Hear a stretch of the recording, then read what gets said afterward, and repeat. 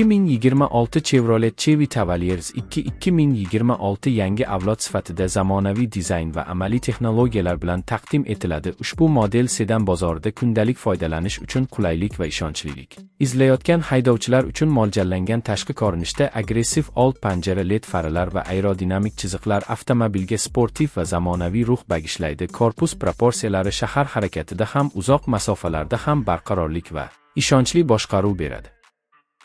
Ichki makonda keng salon, ergonomik o'rindiqlar va sifatli materiallar qo'llanilgan. Raqamli asboblar paneli haydovchiga barcha muhim ma'lumotlarni aniq va tez ko'rsatadi. Multimedia tizimi, katta sensorli ekran, Apple CarPlay va Android Auto qo'llab-quvvatlashi bilan qulay aloqa va ko'ngilochar imkoniyatlar yaratadi. Ovoz izolyatsiyasi yaxshilangan bo'lib, salon ichida sokin va yoqimli muhit hosil qiladi.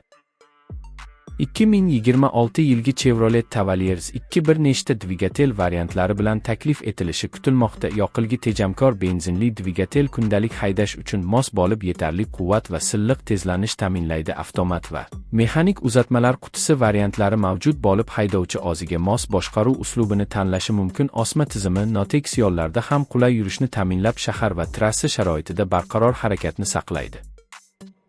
Xavfsizlik masalasida ham model zamonaviy yechimlarga ega. Oldingi va yon xavfsizlik yostiqchalari, barqarorlik nazorati, tormoz yordam tizimlari va haydovchiga ko'maklashuvchi elektron funksiyalar mavjud. Bu xususiyatlar yo'lovchilar va haydovchi uchun yuqori darajadagi himoya yaratadi. Yoritish tizimi tungi haydashda ko'rishni yaxshilab, xavfsiz masofani saqlashga yordam beradi.